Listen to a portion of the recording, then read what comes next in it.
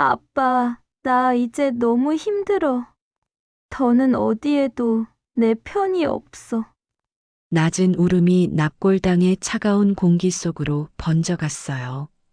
지우는 떨리는 손끝으로 아빠의 사진이 붙은 함을 살며시 쓸어내렸습니다.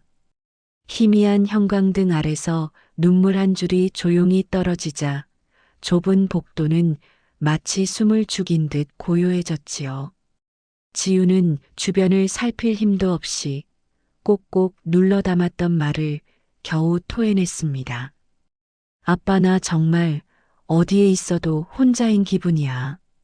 그때 복도 끝에서 낮은 숨소리가 스쳤습니다. 지우는 고개를 들지 못한 채 눈을 닦았지만 그 존재는 이미 그녀를 바라보고 있었어요. 회장 강도연은 걸음을 멈춘 채 낯선 소녀가 자신의 아들 이름을 불러 울고 있는 모습을 멍하니 바라봤습니다. 그의 눈빛에는 설명할 수 없는 충격이 스며들었지요. 저 아이가 왜 내 아들 앞에 서 있는 거지? 지우는 울다가 잠시 숨을 고르며 속삭였어요. 아빠, 나 오늘도 혼났어. 그냥 숨 쉬는 것만으로도 미움받는 것 같아. 그 말이 복도 안에서 희미하게 울려 퍼지자 강도연의 표정은 서서히 굳어갔습니다. 오랫동안 묻어두려 했던 과거가 낯선 소녀의 목소리를 통해 눈앞에서 되살아나는 듯 했지요. 그는 한 발 내디디려다 다시 멈춰섰습니다. 가까이 가서는 안 될 듯한 두려움과 반드시 알아야만 하는 진실이 동시에 그를 붙잡고 있었답니다. 지우는 납골당에서 천천히 걸어 나오며 잠시 숨을 골랐어요.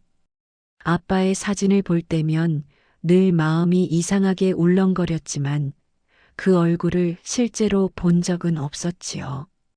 지우가 태어나기도 전에 아빠는 이미 세상을 떠났고 그 뒤 몇 해 동안 엄마와 둘이 서로 기대며 살았답니다. 하지만 엄마마저 병으로 떠난 뒤 지우는 더 이상 기댈 어른이 없었어요. 결국 외숙모 윤정의 집으로 들어가게 됐지만 그곳은 결코 따뜻한 보금자리가 아니었지요. 아침마다 들려오는 날선 말투와 사촌 언니 세라의 무심한 시선 속에서 지우는 하루하루 더 작아지는 자신을 느꼈어요. 지우는 학교에서도 말수가 적었어요. 누가 묻지 않으면 먼저 말하지 않았고 웃을 일도 거의 없었답니다. 하지만 조용한 성격 때문이 아니라 언제부턴가 감정 표현이 어려워졌기 때문이었어요. 엄마가 세상을 떠날 때 지우가 마지막으로 느꼈던 건 너무 깊은 상실감이었고 그 뒤로는 마음을 쥐고 있는 끈이 느슨해진 채로 살아가는 듯 했지요. 담임 선생님 민호는 그런 지우를 멀리서 살피며 조금만 더 힘을 낼 수 있도록 도와주고 싶다는 눈빛을 보냈지만 지우는 누군가에게 기대는 법을 잊어버린 지 오래였어요. 아침의 집안 공기는 언제나 서늘하고 무거웠어요. 윤정은 지우가 밥을 먹을 틈도 주지 않은 채 잔소리를 늘어놓았고 세라는 가볍게 비웃음을 흘리며 학교 갈 준비를 했지요. 지우는 그저 고개를 숙인 채 신발을 신었어요. 누구에게도 자신의 마음을 털어놓지 못한 채 묵묵히 하루를 견디는 일이 익숙해져 버렸거든요. 학교로 가는 길은 늘 똑같이 회색빛이었지만 납골당으로 향하는 길만은 조금 달랐어요. 어릴 때부터 지우는 그곳에서 언제나 설명하기 어려운 안정감을 느꼈어요. 직접 본 적 없는 아빠지만 세상에서 유일하게 자신을 가만히 안아줄 것 같은 존재처럼 느껴졌거든요. 그날도 마찬가지였어요. 특별히 계획한 건 아니었어요. 하지만 몸이 먼저 납골당 쪽으로 방향을 틀었고 지우는 조용히 걸음을 옮겼답니다. 아빠의 이름이 적힌 작은 칸 앞에 서면 가슴이 조금 뻐근해져요. 마치 태어나기도 전부터 이어져 있던 어떤 인연이 그곳에서 겨우 숨을 쉬는 듯 했지요. 지우는 떨리는 손으로 사진 틀을 살짝 만지며 조용히 속삭였어요. 아빠, 나 이제 너무 힘들어. 더는 어디에도 내 편이 없어. 그 말은 늘 삼켜왔던 울음과 함께 천천히 흘러나왔어요. 좁은 복도는 지우의 목소리에 잠시 멈춘 듯 고요해졌습니다. 지우는 누군가 자신을 보고 있다는 걸 뒤늦게 느꼈지만 고개를 들 용기가 없었어요. 그저 마음이 너무 지쳐 있었기에 누구의 시선도 신경 쓸 여력이 없었지요. 그러나 복도 끝에서 걸음을 멈추고 조용히 숨을 삼키던 사람, 재벌 회장 강도연은 지우가 한 말에 순간 몸이 굳어졌습니다. 그는 자신의 아들 앞에서 낯선 소녀가 깊은 슬픔을 쏟아내는 모습을 한동안 바라보았어요. 그리고 그 속삭임 속에서 오래 묻어두었던 과거가 미세하게 흔들리는 걸 느꼈지요. 지우는 그가 누구인지 몰랐지만 강도연은 이미 마음속에서 설명하기 어려운 파문이 번지는 걸 느끼고 있었습니다. 학교로 돌아가는 길, 지우는 납골당에서 느꼈던 미세한 위안을 곱씹으며 걸었지만 집과 학교를 떠올리는 순간 마음이 금방 가라앉았어요. 교실 문을 열자마자 들려오는 세라의 날카로운 목소리가 지우를 다시 현실로 끌어내렸지요. 저기 봐. 또 얼굴 저 모양이네. 대체 왜 저러고 사는 거야? 세라의 친구들이 킥킥 웃으며 지우를 쳐다봤어요. 마치 지우가 존재하는 것 자체가 재밌는 구경거리인 듯 했지요. 지우는 아무 말 없이 자리로 가앉았어요. 하지만 속에서는 작은 불안이 천천히 고개를 들고 있었답니다. 세라는 지우가 가방을 내려놓기도 전 책상을 발끝으로 밀어 귓등생이 나게 만들었어요. 아, 미안. 내가 거기 앉아 있는 줄 몰랐네. 말은 사과였지만 표정은 놀리려는 의도가 너무 뚜렷했어요. 지우는 가만히 책상을 바로 세우고 조용히 앉았지요. 세라는 그런 지우의 모습이 더 마음에 들지 않는 듯 코웃음을 쳤어요. 성격은 왜 저렇게 구워 삶은 떡 같아? 존재감이 없어도 너무 없잖아. 수업 종이 울리고 민호 선생님이 교실에 들어오자 분위기는 조금 가라앉았어요. 그러나 민호의 시선이 지우에게 잠시 머무르자 세라는 그것조차 못마땅한 듯 말했지요. 쟤는 뭘 잘했다고 선생님 눈에 띄는 거야? 집에서는 아무것도 안 하면서. 그 말이 관자놀이를 톡 찌르는 듯 아팠지만 지우는 아무 반응도 하지 않았어요. 민호는 그 모습을 보며 마음속으로 한숨을 내쉬었지만 당장 개입하면 오히려 지우가 더 곤란해질까 걱정돼 말없이 수업을 시작했답니다. 쉬는 시간, 세라는 지우 책상 위에 놓인 필통을 가져가 열어젖혔어요. 어휴, 거지 같아. 이게 학생 필통이냐? 친구들과 함께 필통 속 연필을 장난삼아 튕기고 바닥에 굴렸어요. 지우가 조심스럽게 다가가 그만해줘라고 말하자 세라는 냉소적인 눈빛으로 지우를 내려다봤어요. 왜? 이게 그렇게 소중해? 그럼 좀 제대로 살든가. 얹혀 사는 주제에. 그 말은 칼날처럼 지우의 마음을 베었어요. 지우는 필통을 얼른 주워 담고 자리에 앉았지만 손이 조금씩 떨렸지요. 세라가 왜 저렇게까지 자신을 싫어하는지 이유를 아무리 찾아도 알 수가 없었어요.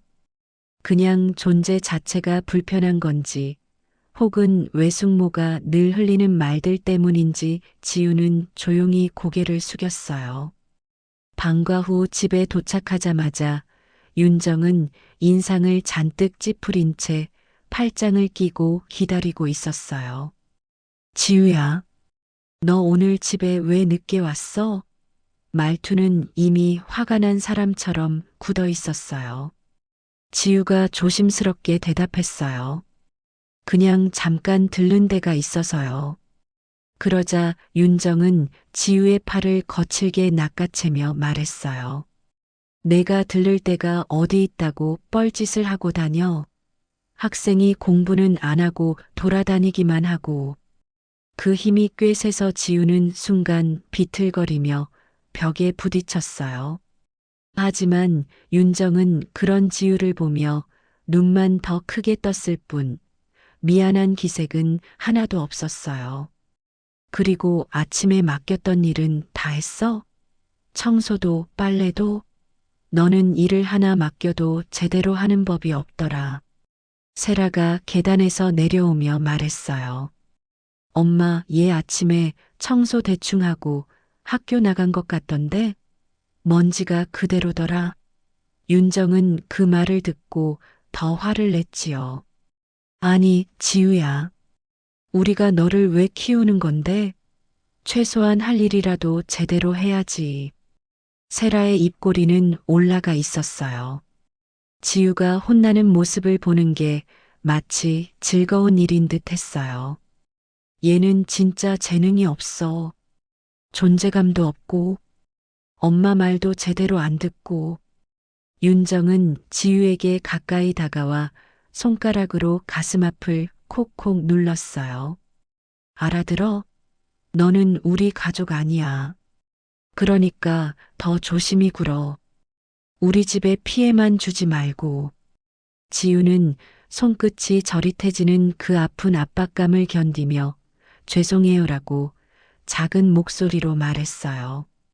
눈물이 금방이라도 고일 것 같았지만 보여주면 더 약해질까 두려워 애써 삼켰답니다. 방으로 들어가 문을 닫자마자 지우는 조용히 무릎을 껴안고 앉았어요. 가슴이 너무 아파 숨을 쉬는 것조차 버거웠어요. 이렇게까지 미움받아야 하는 이유가 뭘까 난 그냥 살아있는 것뿐인데. 하지만 오늘 납골당에서 느꼈던 그 낯선 시선이 다시 떠올랐어요. 이상하게도 그 시선은 모든 사람의 시선이 차갑게만 느껴지는 지우에게 유일하게 마음을 파고들어 오지 않는 느낌이었지요. 차갑지도 무겁지도 않았어요.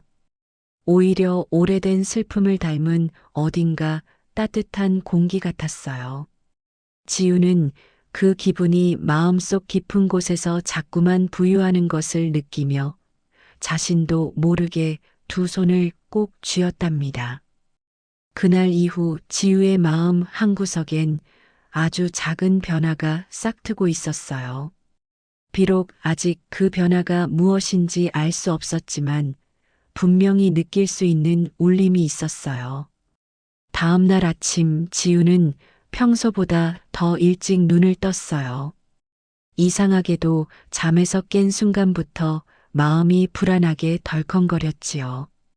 외숙모 윤정이 일어나기 전에 조용히 청소를 끝내놓으려고 서둘렀지만 생각보다 시간이 오래 걸렸어요.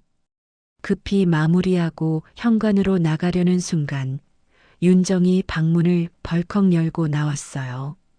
지우야, 너 또 뭐 숨기고 나가는 거 아냐? 말투는 이미 의심으로 가득 차 있었어요. 지우가 당황해 아니에요. 그냥 학교 가려는 거예요 라고 말하자 윤정은 방 안을 훑어보며 이유 없이 인상을 더 깊게 찌푸렸어요. 내 방은 왜 이렇게 어질러져 있어? 어휴, 정말. 이걸 방이라고 부르는 것도 민망하다. 지우가 손사래를 치며 정리해 두었다고 말하려 했지만 윤정은 듣지 않았어요. 내가 납골당 같은데 또 다닌 거 아니지? 괜히 꺼림칙한 짓 하지 마. 그 말에 지우는 순간 몸이 굳었어요. 어디에서 무슨 이야기를 들은 건지, 누가 말했는지 알 수 없었지만, 윤정의 눈빛은 지우를 향해 너무도 날카롭게 박혀 있었어요. 학교에 도착하자마자 세라는 지우의 가방을 흘끗 보더니 말했어요. 야, 너 또 어딜 싸돌아다닌 거야? 어제 엄마가 내 방 보더니 완전 난리 나던데. 친구들은 다시 킥킥거리며 웃었고 지우는 조용히 가방을 의자 아래에 두었어요. 하지만 세라는 갑자기 지우의 가방을 발로 밀어버렸어요.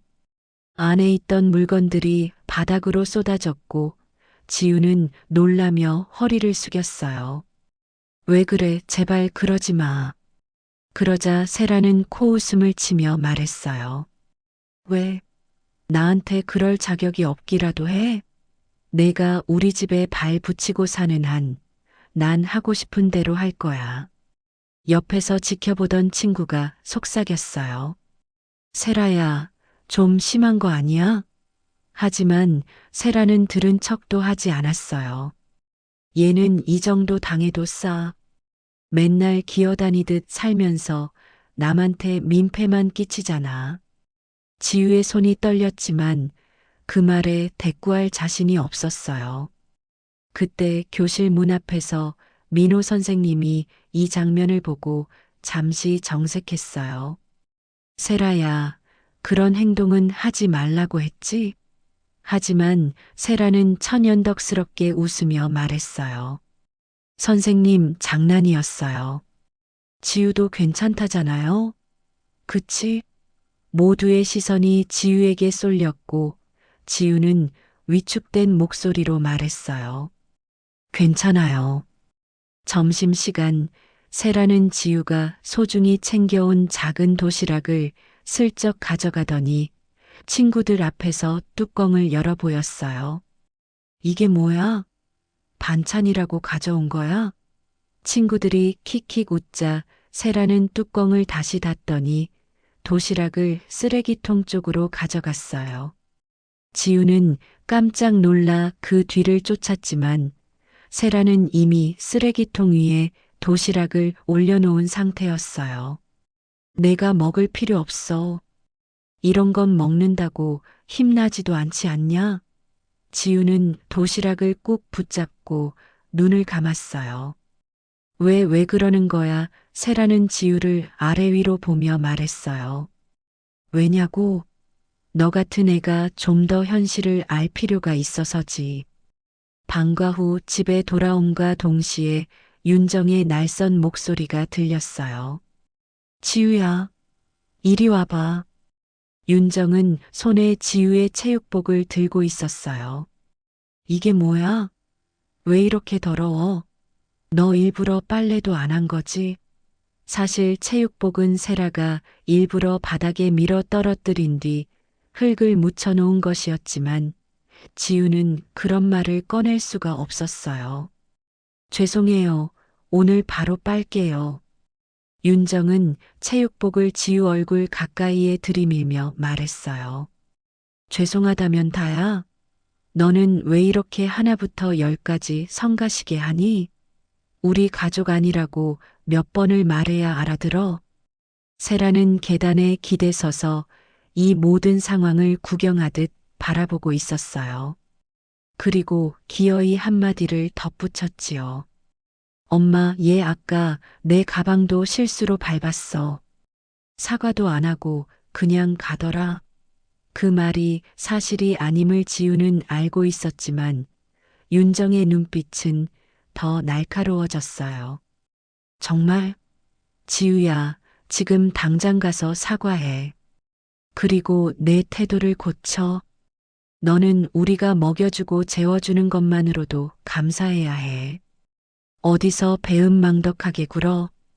그 말에 지우의 손이 천천히 떨렸어요. 숨을 내쉴 때마다 가슴이 조여들었어요. 방으로 들어가 문을 닫자마자 지우는 조용히 무릎을 끌어안고 고개를 묻었어요. 왜 나만 이렇게 미움받는 거지? 난 그냥 조용히 살고 싶은 것뿐인데 눈물이 베개 속으로 스며들었고 목이 조일 듯 아팠어요. 하지만 그 순간 지우는 한 가지 생각이 떠올랐어요. 아빠가 있는 납골당.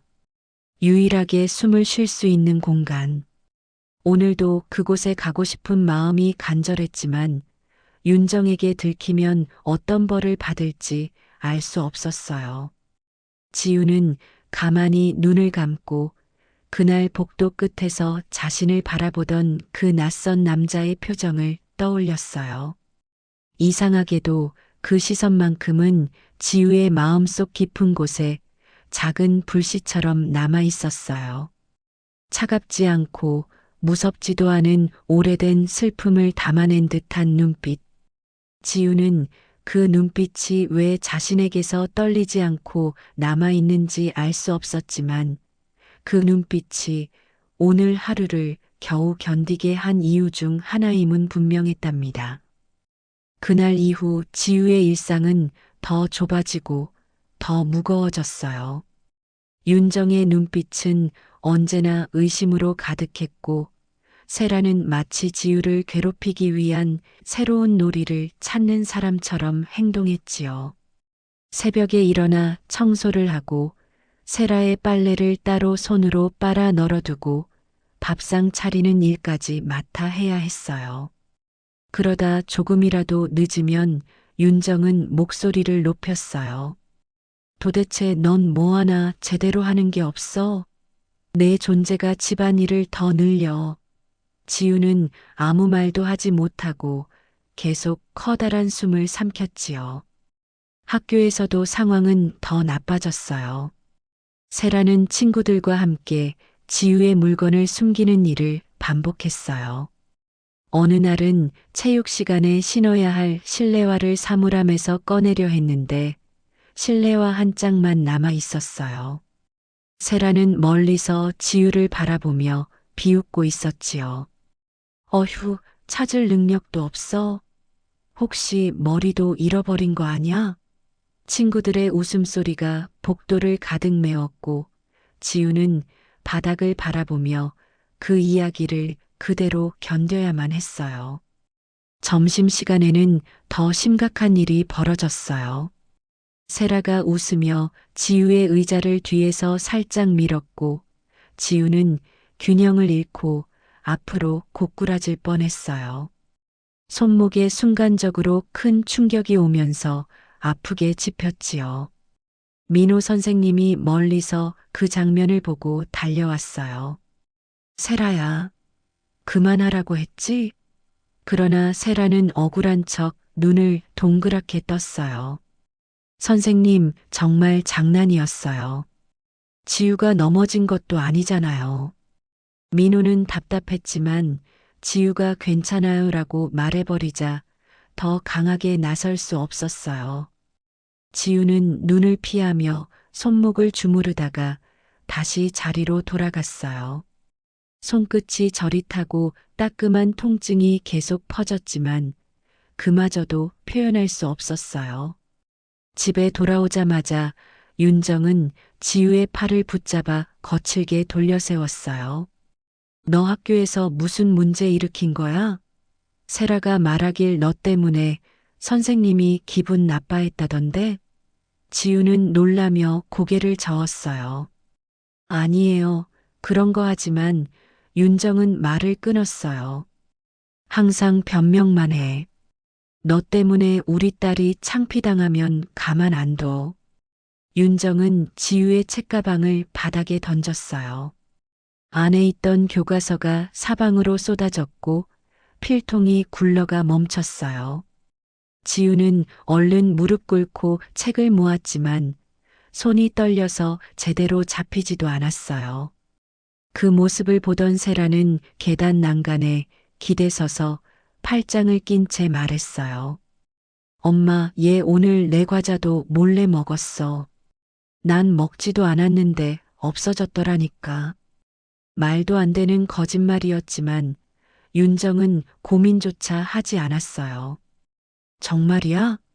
지우야, 너 지금 당장 사과해. 지우는 억울함이 목 끝까지 차올랐지만 말이 잘 나오지 않았어요. 그저 고개를 숙이고 죄송해요라고 힘없이 대답했어요. 그 모습에 세라는 입꼬리를 올렸어요. 봐, 엄마. 얘가 잘못했으니까 사과하잖아. 진짜 답답한 애야. 그날 밤 지우는 방으로 들어가 문을 닫고 무릎을 끌어안았어요. 방은 너무 조용했어요. 하지만 그 조용함조차 마음을 안정시키지 못했어요. 오히려 귀 속에서 세라와 윤정의 비웃음이 계속 맴도는 것 같았지요. 나는 왜 이렇게까지 살아야 하지? 내가 잘못한 건 뭘까? 지우는 눈을 감고 숨을 고르려 했지만 가슴이 답답하게 조여들기만 했어요.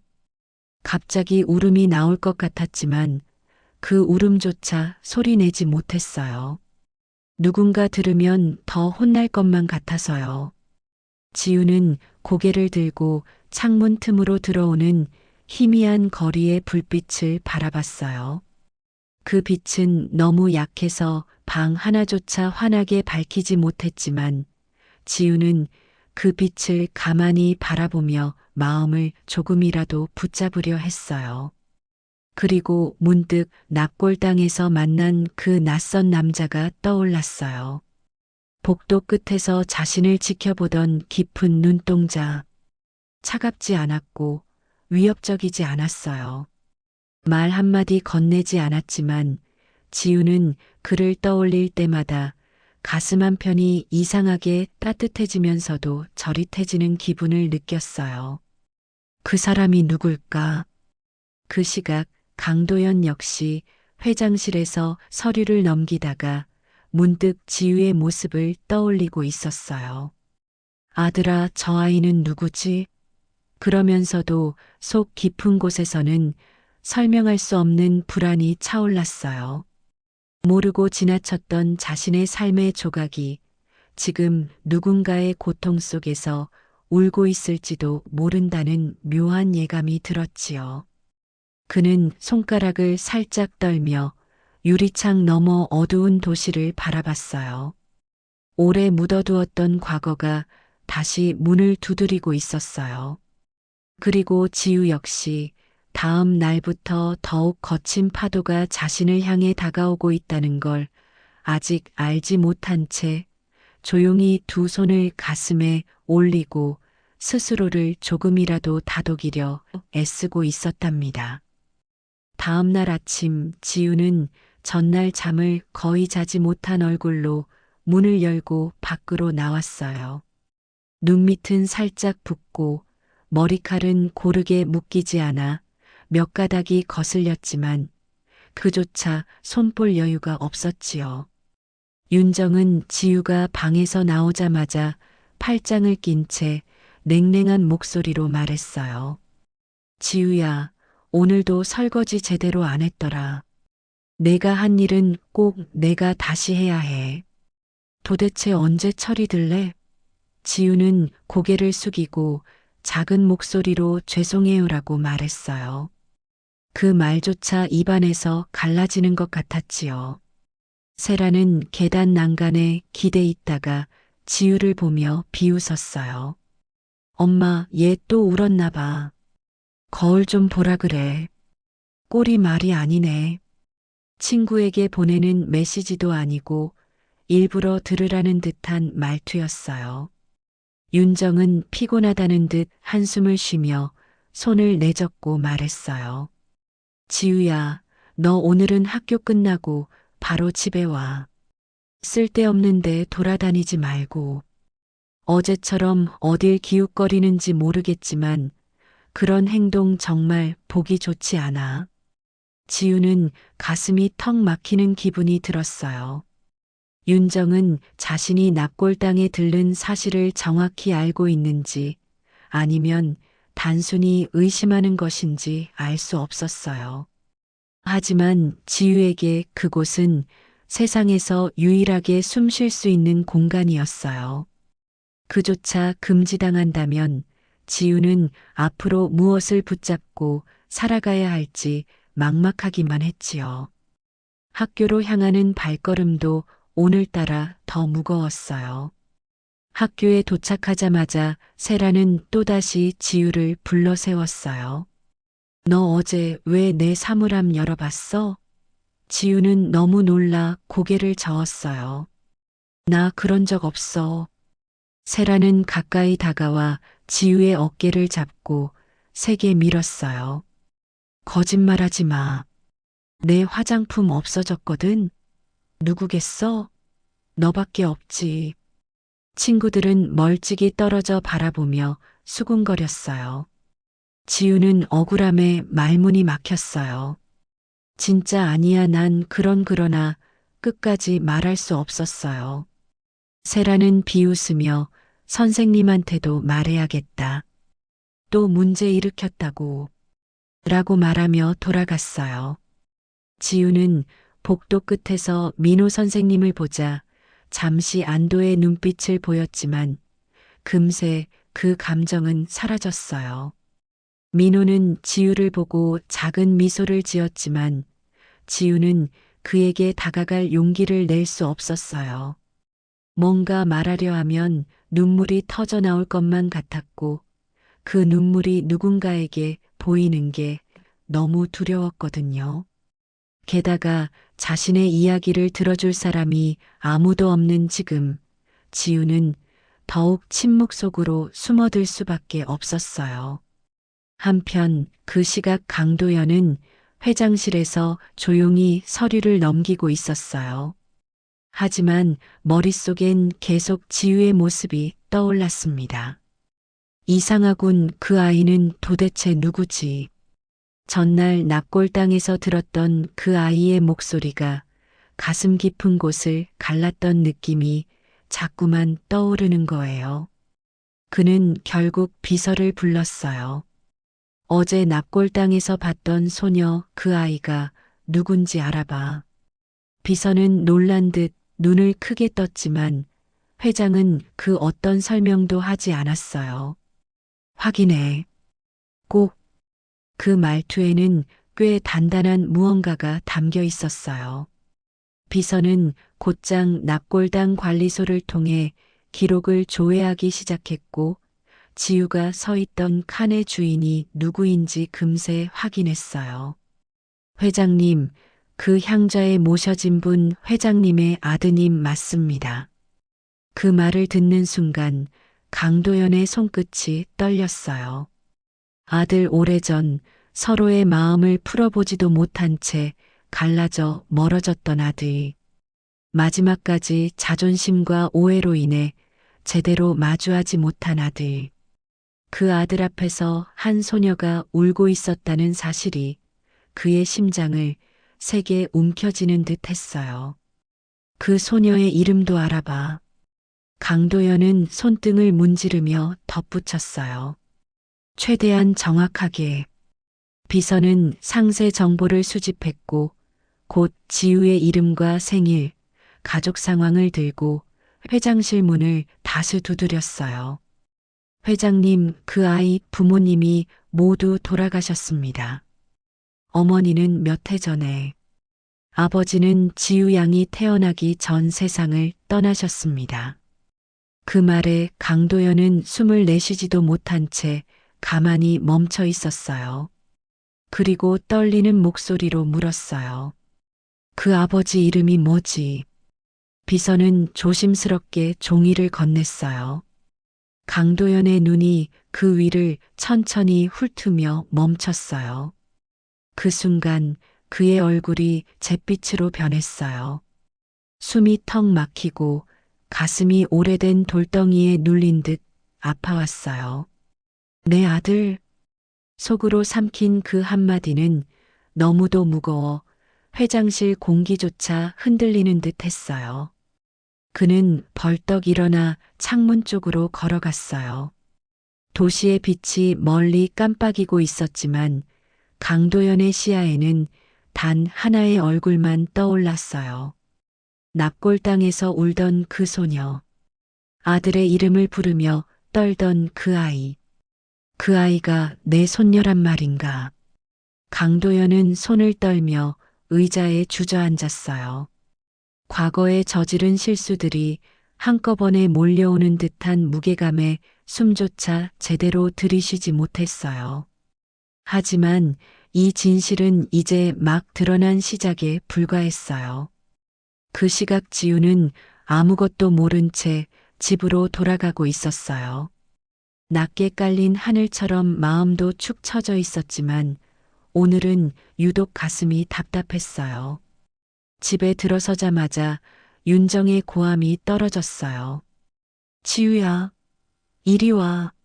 지우는 겁이 나 조심히 다가갔어요.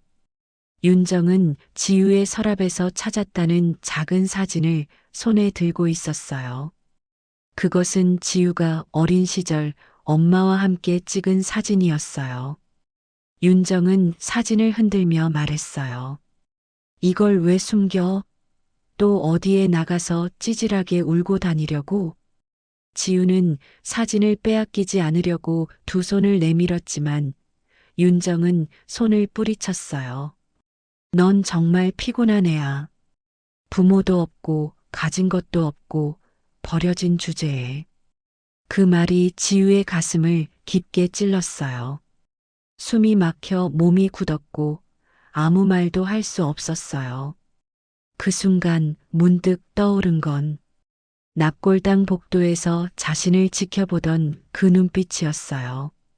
따뜻했고 슬펐고 어딘가 지우의 외로움을 곱게 꿰뚫는 듯한 그 낯선 존재.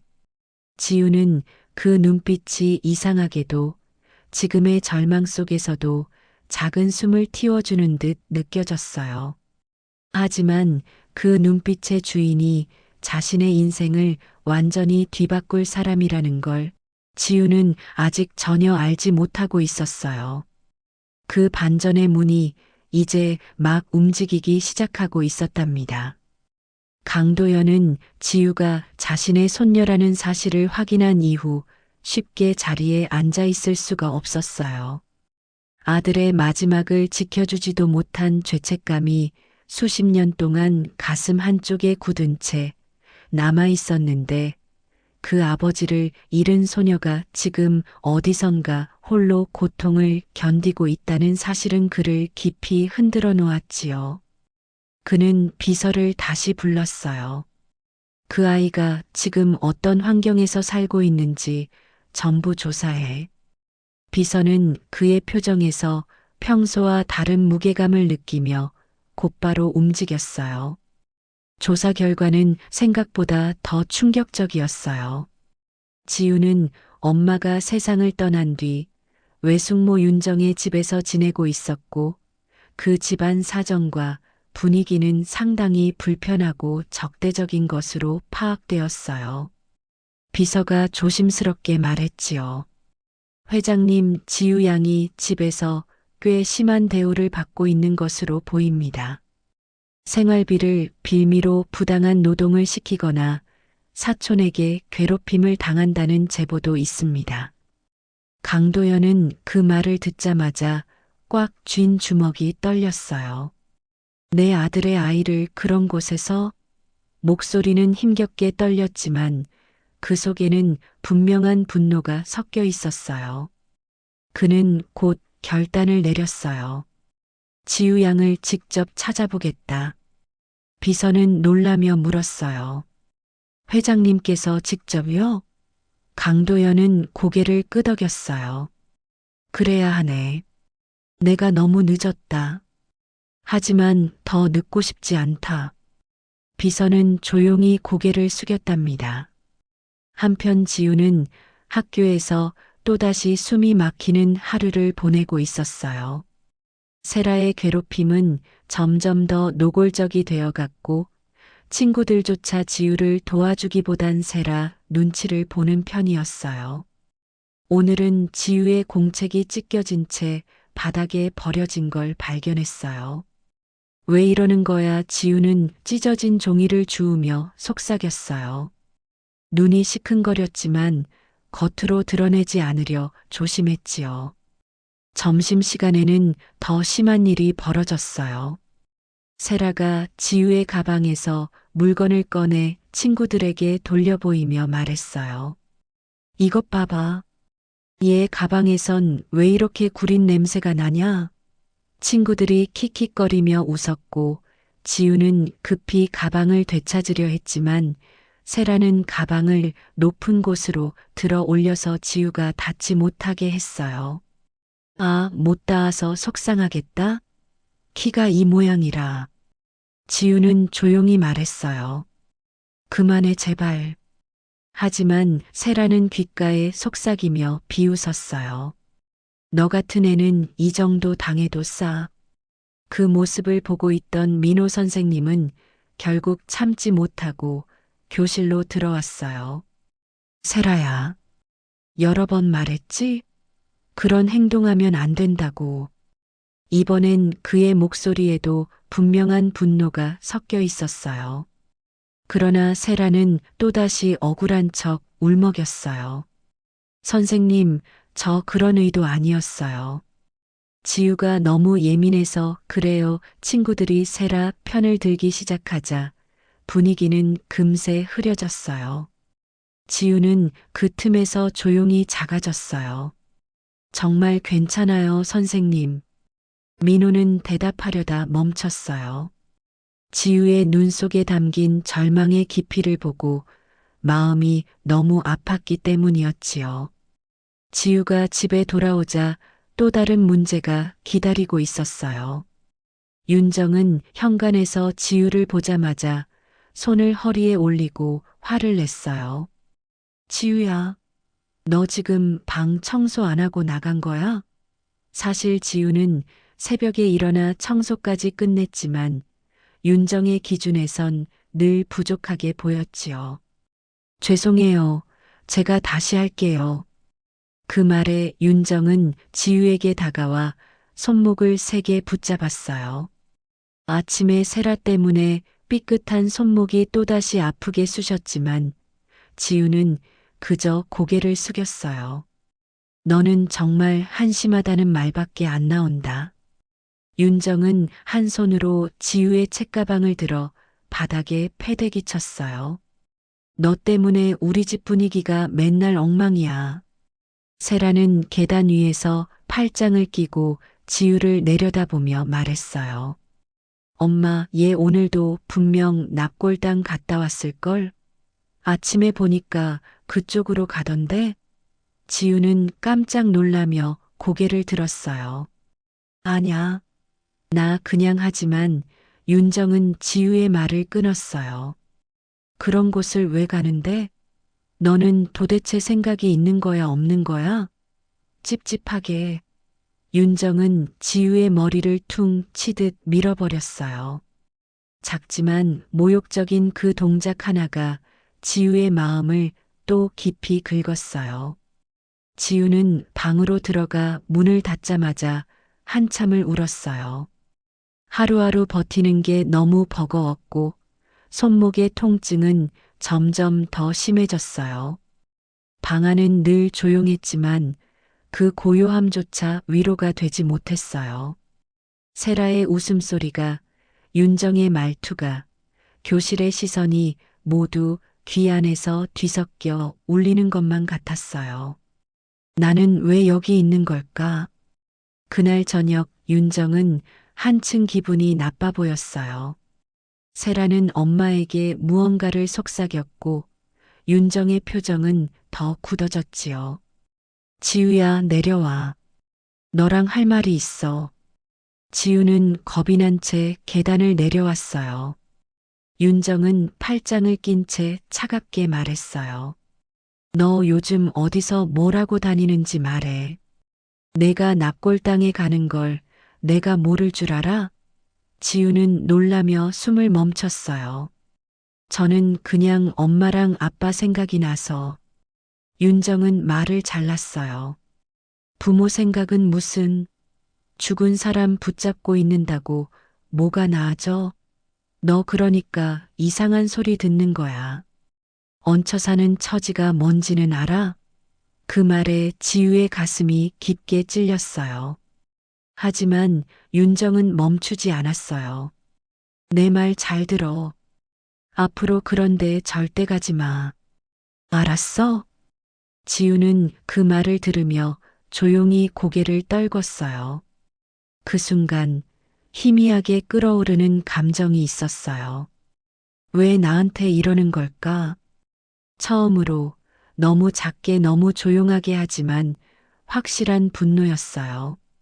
그리고 그날 밤 집 앞 골목에서 검은 차량이 조용히 멈춰 섰어요.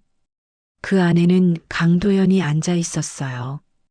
그는 깊은 숨을 들이쉬며 창밖을 바라봤지요. 저 아이가 이곳에서 저렇게 살고 있었나? 회장의 눈에는 울분과 죄책감, 그리고 어떤 결심이 함께 들어 있었어요. 그는 천천히 문을 열며 말했어요. 더 이상 혼자 두지 않겠다. 지우는 방 안에서 조용히 짐을 챙기고 있었어요. 사실 짐이라고 해봤자 몇 개 되지도 않았어요. 마음속에서 오래 눌려있던 무언가가 무너져 내리는 기분이었어요. 오늘은 견딜 힘조차 남지 않았어요. 방문 너머에서 세라의 웃음소리가 들렸고 그 소리 하나하나가 심장을 찌르는 것 같았어요. 그러던 중 누군가 현관문을 두드렸어요. 밤에 찾아올 사람은 아무도 없었기에 윤정과 세라는 동시에 놀란 얼굴로 현관을 바라봤어요. 윤정이 문을 열자 한 올의 흐트러짐도 없는 정장을 입은 낯선 노신사가 조용히 서 있었어요. 그는 윤정을 향해 눈빛을 가볍게 내리깔며 말했다. 여기 한 소녀가 살고 있다고 들었습니다.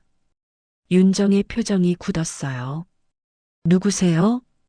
강도연은 부드러운 목소리로 그러나 단단한 기운으로 대답했어요. 지우라는 아이를 만나러 왔습니다. 현관문을 열었을 때 윤정은 문 앞에 서 있는 노신사를 보며 잠시 멈칫했어요. 정장 차림에 품격 있는 태도를 지닌 사람이었지만 그녀는 이런 스타일의 손님을 맞아본 적이 거의 없었지요. 누구세요? 묻는 말투엔 경계심이 잔뜩 실려 있었어요. 강도연은 단단하면서도 예의를 잃지 않은 목소리로 말했어요. 이 집에 지우라는 아이가 살고 있다고 들었습니다. 잠시 만나고 싶습니다. 윤정의 얼굴에는 즉시 불쾌함이 스쳤어요. 우리 집 애한테 무슨 볼일이신데요? 누군지도 모르는데 함부로 찾지 마세요. 그때 지우가 조심스레 현관으로 나왔어요. 눈가가 아직 붉었고 손목을 붙잡고 있는 모습이 강도연의 가슴을 순간 아프게 했죠. 지우는 낯선 노신사를 보고 놀란 듯 멈칫했지만 어딘가 익숙한 기운에 조용히 말을 건넸어요. 저 어제 납골당에서 뵀던 분이죠? 윤정의 얼굴이 더 굳어졌어요. 납골당? 지우야, 너 또 이상한 데 갔어? 이봐요, 손님, 우리 애한테 함부로 접근하지 마세요. 우리는 지우를 잘 돌보고 있다고요. 그 말에 강도연은 잠시 눈을 감았다 떴어요. 잘 돌보고 있다고요? 목소리는 조용했지만 묵직했어요. 윤정은 그 뉘앙스를 알아채지 못한 채 더 큰 목소리로 말했어요. 그럼요. 얘는 우리 덕분에 먹고 자고 학교 다니는 거예요. 아무리 친척이라도 그렇지. 이렇게 갑자기 찾아오는 건 예의가 아니죠. 지우는 그 말을 들으며 놀라움과 당혹이 섞인 표정을 지었어요. 잘 돌봤다고? 그 말은 지우가 평생 들어본 적 없는 표현이었어요. 강도연은 잠시 윤정을 바라보다가 지우에게 고개를 돌렸어요. 지우야, 나는 내가 생각하는 것보다 훨씬 더 깊은 사연으로 널 찾아왔다. 지우는 떨리는 눈길로 강도연을 바라봤어요. 저 정말 제게 볼 일이 있으신 건가요? 그래. 그의 목소리에는 확신이 있었어요. 내 아버지와 깊은 인연이 있다. 그 아이를 나는 평생 잊은 적이 없었지. 윤정은 그 말을 듣고도 상황을 전혀 이해하지 못한 듯 표정을 찡그렸어요. 아니, 그게 무슨. 하지만 그때 마침 뒤에서 한 젊은 비서가 서류를 들고 다가왔어요. 회장님, 요청하신 자료입니다. 회장님. 그 단어 하나가 집안의 공기를 완전히 바꿔놓았어요.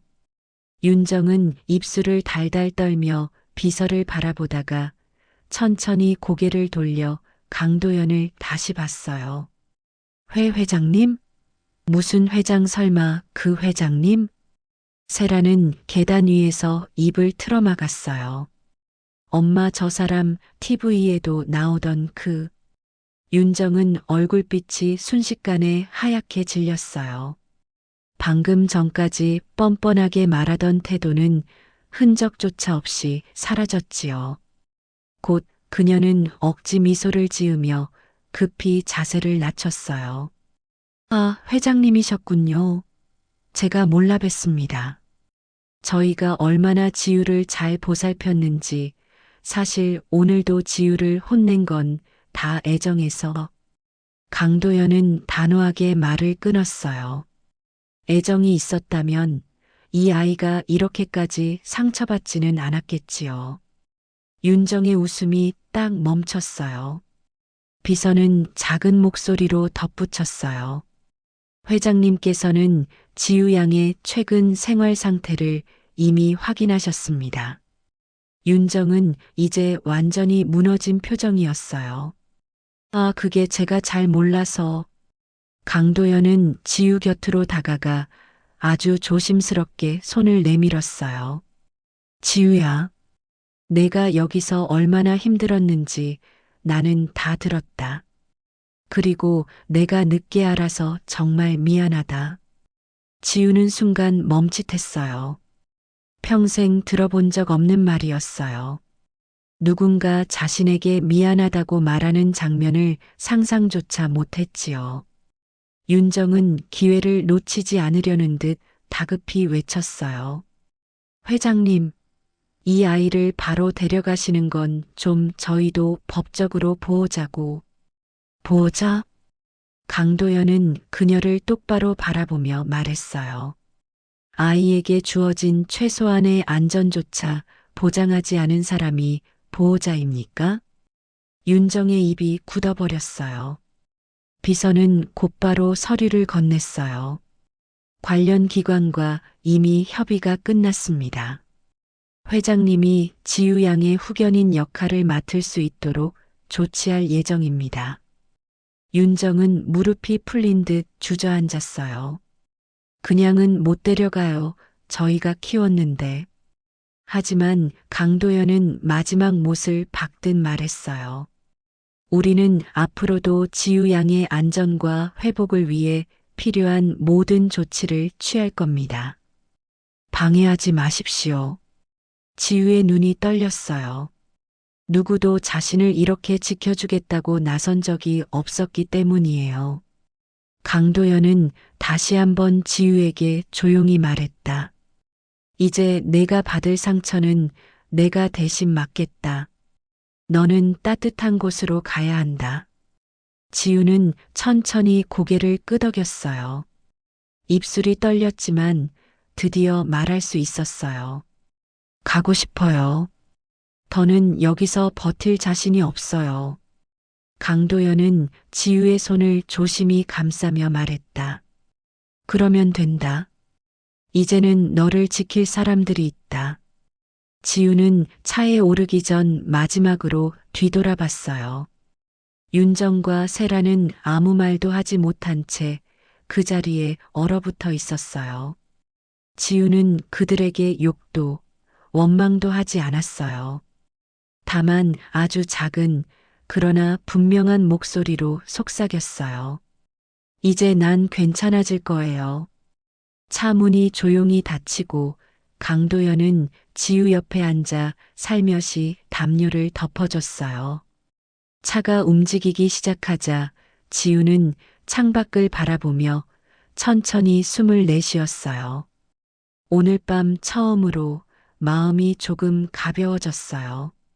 지우는 작은 목소리로 말했어요.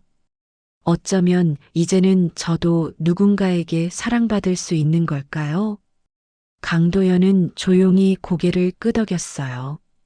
그럼 너는 충분히 그럴 자격이 있는 아이야. 차는 조용히 어둠 속을 지나갔어요. 상처가 완전히 아문 건 아니지만 지우는 처음으로 미래라는 단어가 조금 따뜻하게 느껴졌습니다.